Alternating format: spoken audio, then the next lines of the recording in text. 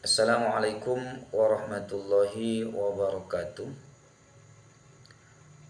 Di sini saya atas nama Abdus Syukur akan menjelaskan mengenai tugas yang dibebankan oleh Bapak dosen Dr. Muhammad Rusdi MPD kepada saya, yang mana saya ini akan menjelaskan mengenai materi pertama, yaitu karakteristik materi PAI, yang mana hal ini berfokus yang pertama menjelaskan mengenai ilmu terpuji. Apa ilmu terpuji itu?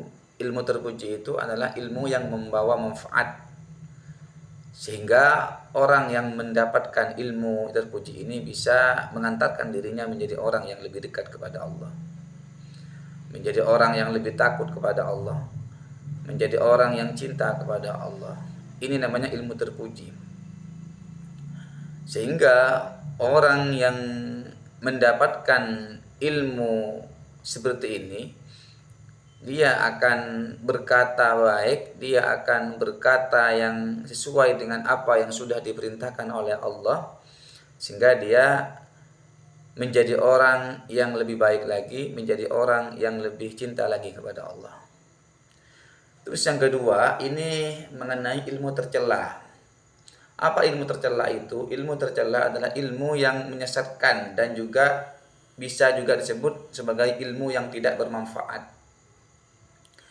Lah, sehingga orang yang memperoleh ilmu tercela ini bisa mengantarkan dirinya bukan malah menjadi orang yang lebih dekat kepada Allah, tapi dia akan menjadi orang yang lebih jauh daripada Allah.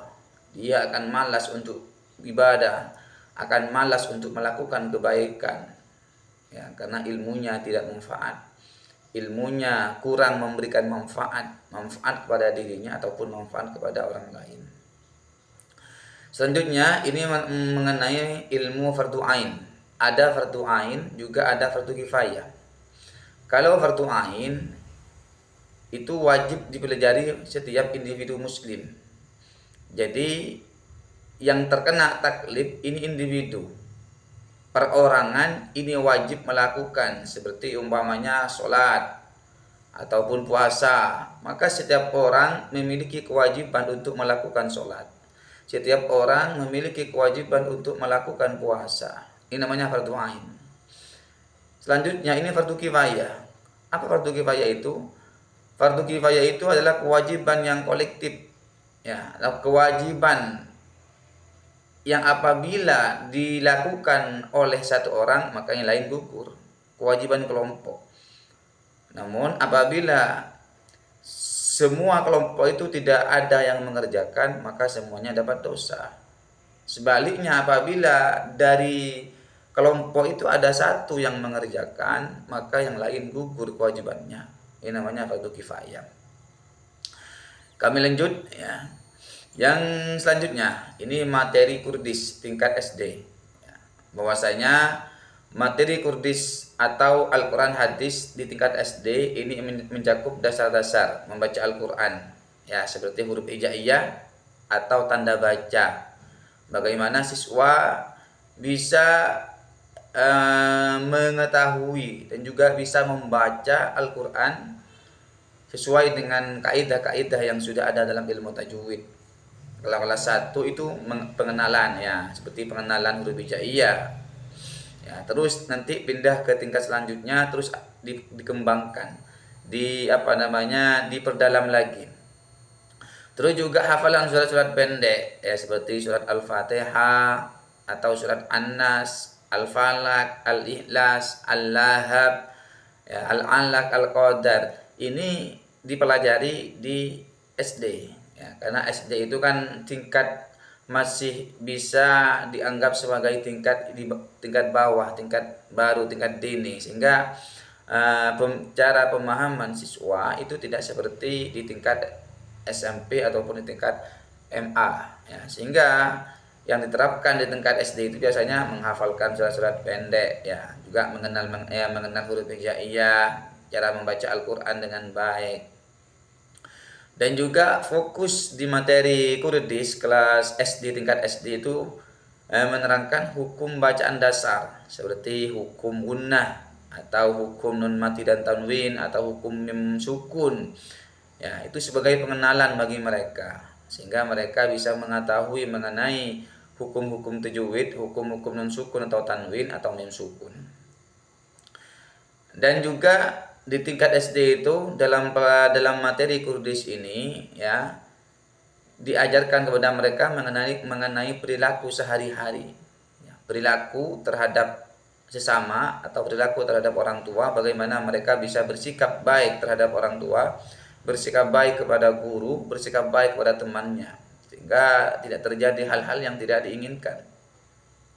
Atau materi ini juga diajarkan secara bertingkat sesuai kelas, dari pengenalan dasar hingga pemahaman yang lebih mendalam. Jadi dari kelas 1 itu hanya pengenalan, kelas 2 ya lebih mendalam lagi, kelas 3 lebih mendalam lagi, sehingga kelas 6 ini bisa menguasai ya hal-hal yang berkaitan dengan materi yang diajarkan di tingkat SD. Selanjutnya, materi Kurdis di tingkat SMP dan juga SMA atau SMK. Materi Kurdis ini ya di SMP atau di SMA itu mencakup dasar-dasar membaca Al-Qur'an dan juga tajwid. Ini fokus materi Kurdis di tingkat SMP atau SMA. Jadi ini lebih mendalam lagi daripada Kurdis di tingkat SD. Sehingga pemahaman siswa di tingkat SMP atau SMA itu lebih lebih luas lagi. Ya, seperti pemahaman surat-surat pendek. Ya, kalau di tingkat SD tadi kan pengenalan membaca Al-Qur'an. Tapi kalau sudah di tingkat SD, SMA itu biasanya pemahaman sudah. Jadi memahami isi kandungan dalam surat itu, isi kandungan dalam ayat itu. Sehingga mereka tahu apa maksud dari apa yang mereka baca. Mereka tahu apa maksud dari ayat yang mereka pelajari. Sehingga dengan demikian mereka bisa mengamalkan isi yang terkandung dalam Al-Quran itu. Terus juga hadis-hadis tentang kehidupan sehari-hari dan juga keutamaan menuntut ilmu. Ini juga fokus materi Kurdis di tingkat SMP dan SMA. Sehingga dengan demikian mereka bisa mengarahkan perilakunya kepada hal-hal yang positif dengan diajarkan tentang bagaimana mereka hidup, bagaimana mereka bersikap, bagaimana mereka berakhlak, ya sehingga mereka bisa mengetahui dan juga bisa mengamalkan apa yang sudah dipelajari oleh mereka.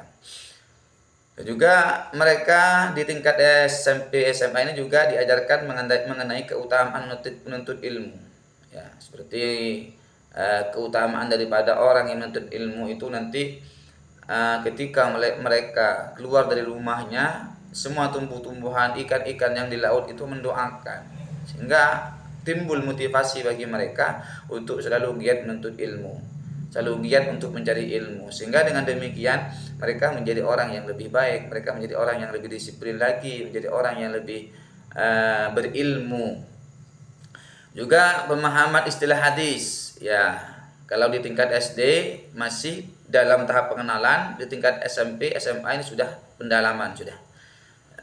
Jadi sunnah, ya, habar asar, serta sejarah perkembangannya dan juga aplikasi nilai-nilai Al-Quran, hadis dalam kehidupan. Bagaimana mereka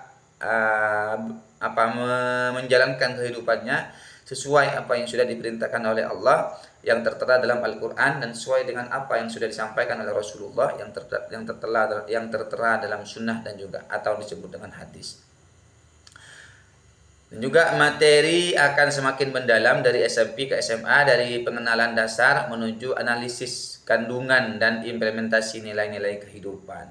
Ini mereka hidupnya lebih bermakna lagi dengan diajarkan tentang ilmu-ilmu seperti ini. Jadi mereka bisa berkembang dengan baik, bisa menjalankan kehidupannya ini dengan baik. Sehingga dengan demikian mereka akan menjadi orang yang lebih sempurna, akan menjadi manusia-manusia yang lebih sempurna lagi. Pindah pada materi akidah ya di tingkat SD. Bahwasanya materi akidah di tingkat SD itu berfokus pada pengenalan dasar keimanan, ya, seperti rukun iman. Ada berapa rukun iman itu? Ya, ada 6 umpamanya. Apa saja hingga nanti muncul ya dari hati mereka, dari lubuk hati mereka, apa iman itu? Berarti iman itu adalah percaya. Ya, yang pertama percaya kalau Allah itu ada. Kalau Allah itu ada, apa buktinya? Buktinya Allah itu ada adalah adanya alam. Karena tidak mungkin ada alam tanpa ada yang menciptakan. Tidak mungkin ada manusia tanpa ada yang menciptakan. Pasti ada yang menciptakan segala hal yang di dunia ini. Ya, kecuali Allah. Allah itu ada dengan adanya sendiri. Manusia, makhluk itu ada karena diadakan. Dan juga akhlak terpuji, bagaimana mereka bersikap yang baik. Ya, baik dengan sesama ataupun kepada yang lebih tua ataupun kepada gurunya. Mereka memiliki akhlak, sikap, cara bicara, tutur kata yang baik, ya, sehingga apa yang keluar dari lisan mereka itu merupakan sesuatu yang bermakna, sesuatu yang bermanfaat. Ya, karena lisan itu merupakan merupakan sesuatu yang luar biasa. Apabila terucap hal-hal yang tidak baik dari lisan kita, maka itu efeknya sangat besar bagi kita. Sebaliknya, apabila yang keluar dari lisan kita itu hal-hal yang baik, hal-hal yang terpuji, maka itu menjadikan kita menjadi orang yang lebih sempurna lagi. Juga di tingkat SD itu materi akidah itu menjelaskan mengenai 2 kalimat syahadat. Ya, bagaimana, seperti apa kalimat syahadat itu? Ya, apa fungsinya? Fungsinya apa? Terus kalimat thayyibah, kalimat seperti alhamdulillah, subhanallah, tarji, inna lillahi wa inna ilaihi raji'un. Itu merupakan hal-hal yang positif yang perlu diajarkan kepada siswa, terutama di tingkat SD. Karena ini masih dasar, masih permulaan, sehingga dengan demikian mereka tahu apa saja hal-hal yang harus mereka pelajari sebagai orang Islam.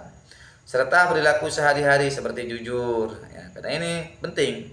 Karena banyak kadang-kadang siswa itu kadang-kadang terbiasa untuk berkata-kata bohong. Kenapa? Karena mungkin dari latar belakang yang berbeda, di rumahnya juga orang tuanya berbeda, ada yang orang tuanya yang berwatak keras, ada yang di rumahnya berwatak sering bohong, ada orang tuanya itu kadang-kadang di rumahnya berkata kotor. Itu sehingga mungkin ya anaknya itu ikut terhadap apa yang dilakukan oleh orang tuanya. Makanya dari berbagai karakter itu bisa diubah dalam satu pendidikan, ya, sehingga mereka bisa menjadi orang yang lebih baik lagi.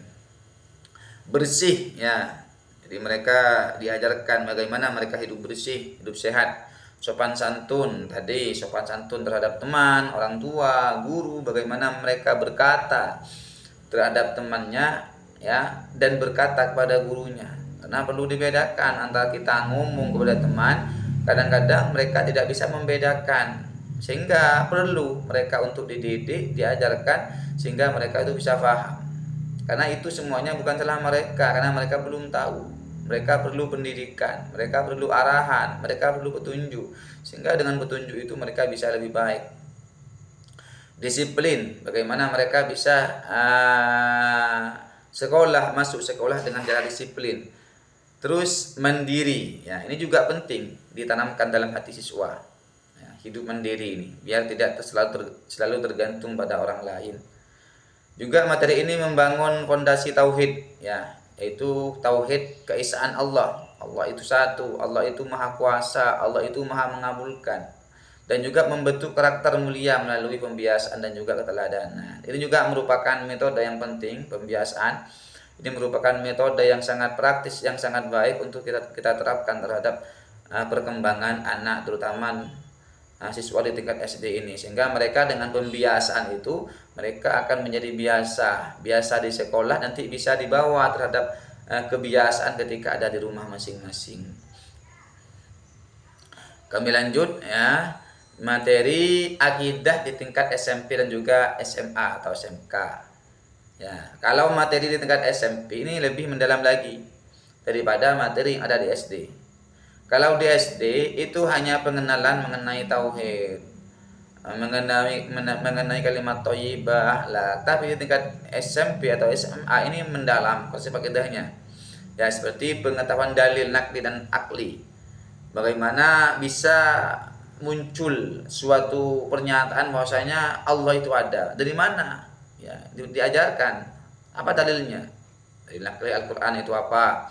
Arti Allah ada, yang menunjukkan Allah ada dalam Al-Qur'an itu dikatakan dalam salah satu ayat bahwasanya Allah itu ada. Ya.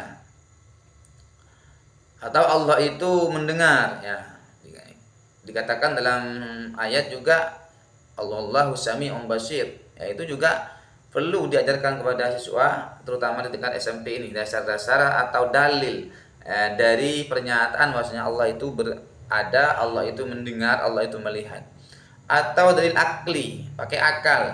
Ya, karena kadang-kadang siswa itu kadang-kadang ketika dikasih dalil mengenai Al-Qur'an, dalil dari Al-Qur'an atau hadis, mereka kadang-kadang kurang memuaskan, sehingga perlu juga ada dalil akli yang mendukung juga terhadap dalil akli.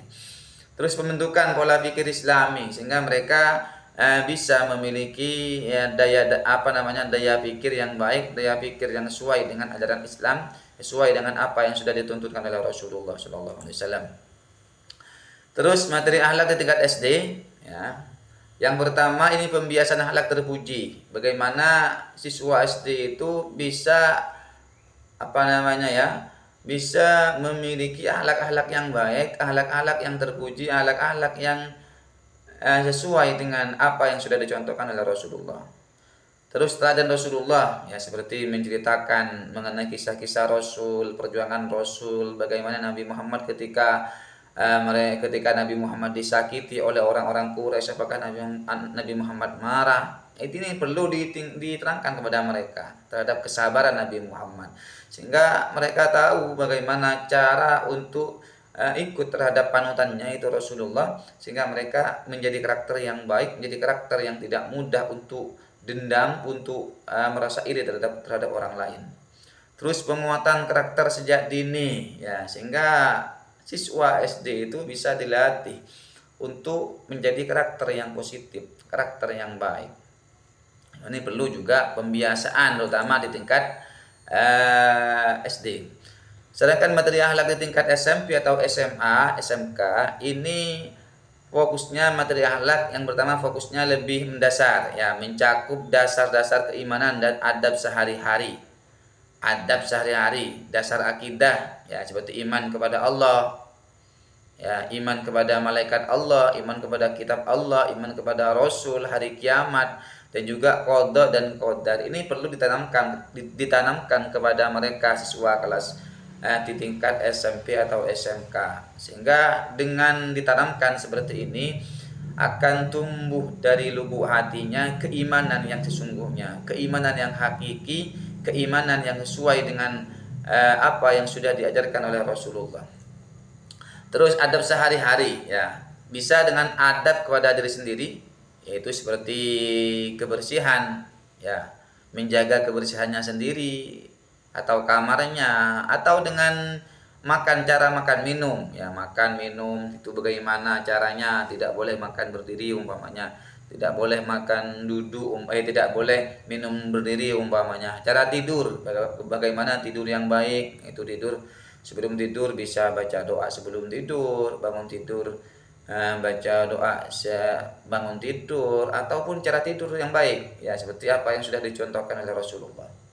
Buang hajat, ya, bagaimana tata krama atau adab ketika buang air besar, buang air kecil, ya, bahwasanya masuk ke jeding baca doa dulu umpamanya.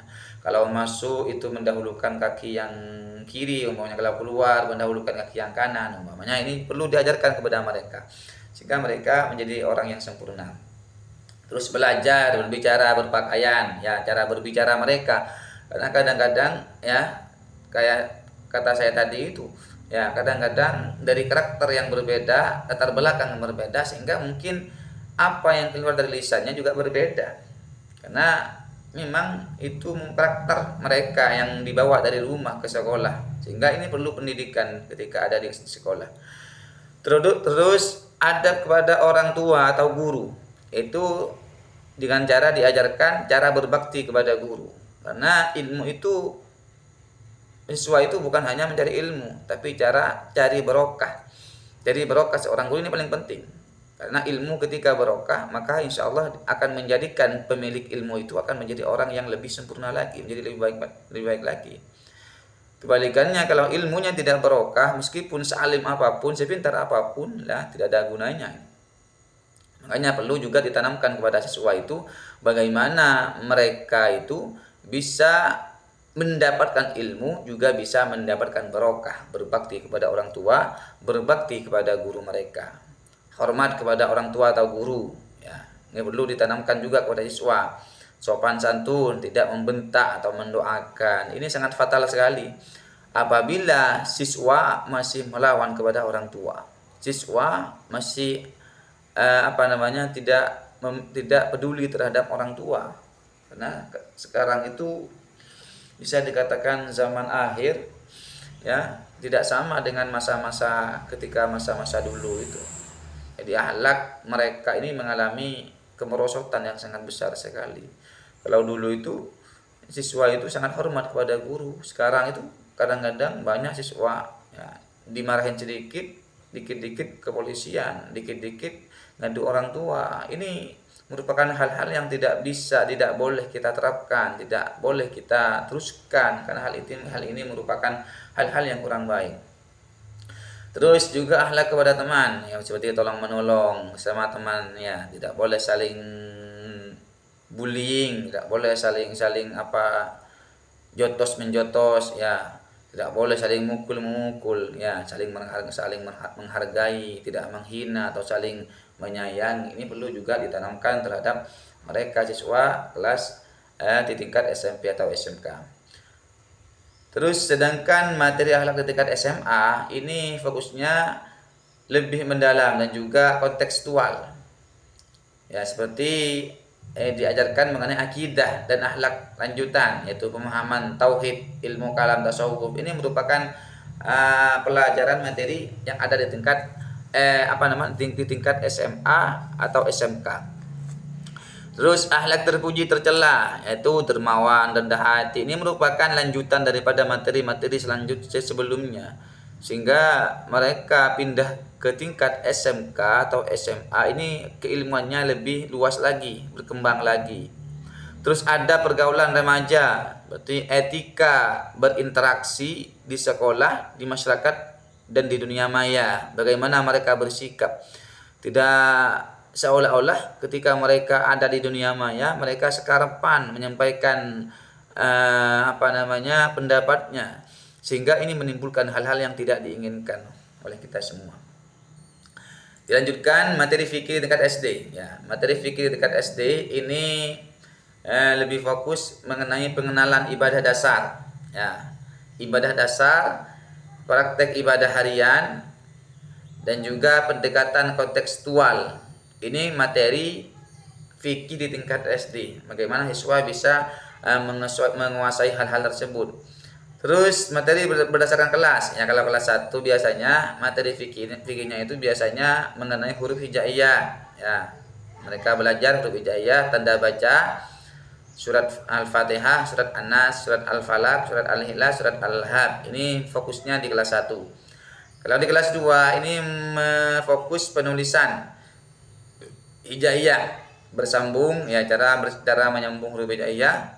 Apa saja huruf yang disambung, apa saja huruf yang tidak disambung, hukum bacaan guna, ya, hukum bacaan guna seperti guna, mim tasdid, nun tasdid, surat Al-Fil, surat Al-Humazah, Al-Asr, surat At-Takasur, Al-Hadis tentang keutamaan belajar. Kelas 5 itu fokusnya pemahaman makna surat At-Tin, ya, berarti lebih mendalam lagi nih, ya, belajar mengenai pemahaman sudah, cara memahami ayat yang terkandung dalam Al-Qur'an. Hukum bacaan mim sukun, ifa syafawi, inhar syafawi, hadis tentang memelihara anak yatim. Terus kelas 6 surat Al-Alaq, surat Al-Qadar, hukum bacaan ro, hadis tentang keutamaan berbagi. Ini merupakan fokus materi fikih di tingkat SD. Kami lanjutkan. Sedangkan materi fikih di tingkat SMP atau SMA ini lebih mendalam lagi, ya, seperti pendalaman hukum Islam, analisis masalah fikih kontemporer, dan juga pembelajaran berbasis problem. Ini merupakan fokus materi di tingkat SMP atau SMA.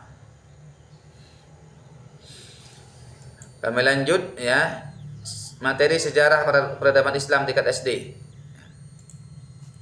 Apa fokusnya? Kalau materi sejarah peradaban Islam di tingkat SD atau SPE, ini pengenalan kisah-kisah Nabi dan tokoh Islam. Bagaimana Nabi itu berjuang dalam menyebarkan agama Islam, dan juga tokoh-tokoh Islam yang berjuang untuk menyebarkan Islam ketika itu. Seperti Sayyidina Abu Bakar kalau pada masa Khulafaur Rasyidin, Sayyidina Umar, Utsman, Ali. Pada masa Bani Umayyah itu ada di antaranya ada Bani Umayyah, ada Muawiyah bin Abi Sufyan umpamanya ya, dan banyak tokoh-tokoh lain, Abbasiyah, ada Abbas ya. Terus ada juga dinasti Utsmaniyah, ada Utsman, ada Murad I, umpamanya ada Sulaiman Al-Qanuni. Itu merupakan tokoh-tokoh Islam yang berjuang dalam menyebarkan agama Islam. Terus penanaman keteladanan ya, bagaimana kita mengajarkan kepada siswa agar mereka itu bisa meneladani apa yang sudah disampaikan, apa yang sudah dilakukan oleh para sahabat, yang dilakukan oleh para nabi. Terus pendekatan naratif ya, ini juga perlu diterapkan kepada siswa kelas SD. Sedangkan materi sejarah peradaban Islam di tingkat SMP atau SMA, ini peradaban Islam untuk SMP SMK ini mencakup perkembangan Islam dari masa pra Islam ya, dari masa hampir ketika Nabi kecil ya sampai Nabi wafat. Jadi kehidupan Nabi ya, kelahiran, dakwah, hijrah, Isra Mi'raj, Fathu Mekah, masa Khulafaur Rasyidin, hingga perkembangan Islam di Indonesia Nusantara. Juga meliputi tokoh-tokoh dan juga kerajaan Islam lokal serta keteladanan dari perjuangan mereka. Nah, ini materi yang diterapkan di tingkat SMP atau SMK. Jadi fokusnya mengenai dakwah Nabi ya, sampai dakwah para sahabat, dakwah para tabi'in, tabi'in, sampai tokoh-tokoh yang ada di Indonesia yang ikut menyebarkan Islam di Indonesia. Banyak tokoh-tokoh yang sudah ada di Indonesia yang berjuang untuk menegakkan Indonesia ya, termasuk Gus Dur ya, termasuk juga Wali Songo. Ini merupakan para dakwah, para dai yang mana berjuang untuk kemerdekaan Indonesia ini. Terus PAI SD kurikulum merdeka ya, fokusnya Al-Qur'an dan hadis ya, jadi membaca, menghafal surat Al-Alaq dan lain-lain, memahami makna. Terus akidah akhlak atau membangun karakter, sikap toleran, nilai-nilai luhur Islam. Atau fikih praktek ibadah dasar, wudu, sholat, zakat, bagaimana bisa mempraktikkan dengan baik. Terus sejarah kebudayaan Islam atau SKI ya, kisah Nabi, meneladani Nabi Muhammad SAW. Dengan demikian siswa akan lebih berkembang lagi, akan lebih memahami bagaimana kehidupan yang baik, cara hidup yang baik, cara menjalani hidup dengan baik. Yang terakhir ini PAI SMP SMA SMK ya, kurikulum merdeka. Bahwasanya PAI atau pendidikan agama Islam di SMP atau SMK itu kurikulum merdeka berfokus pada penguatan profil belajar Pancasila ya, beriman, bertakwa, berakhlak mulia ya, melalui 5 elemen inti. Yang pertama Al-Qur'an, yang kedua hadis, yang ketiga akidah, yang keempat akhlak, yang kelima fikih, yang keenam sejarah peradaban Islam. Bagaimana keenam elemen inti ini bisa menjadikan siswa itu lebih baik, lebih bermakna lagi dalam kehidupannya. Terus karakteristik umum PAI kurikulum merdeka itu fokus pembelajaran membentuk karakter religius siswa, bukan sekedar transfer pengetahuan namun juga pemahaman, penghayatan dan juga pengamalan ajaran Islam. Jadi tidak cuma penyampaian materi saja, tidak cuma mengetahui materi saja, tapi bagaimana mereka bisa berkembang ya, bisa memahami materi yang disampaikan, bisa menghayati materi yang disampaikan, dan juga bisa mengamalkan. Ini yang penting, bisa mengamalkan materi yang disampaikan oleh guru kepada murid. Sehingga dengan demikian mereka akan lebih baik. Terus elemen intinya apa? Meliputi Al-Quran, hadis, akidah, akhlak, fikih, ibadah, muamalah, sejarah, peradaban Islam. Ya, mereka bisa tahu tata cara jual beli yang baik. Yang terakhir, ya sekian, terima kasih dari saya. Kurang lebihnya apabila ada tutur kata yang kurang baik, ada sikap yang kurang baik, kami sebagai mahasiswa Unikam minta maaf sebesar-besarnya. Akhiran, wassalamualaikum warahmatullahi wabarakatuh.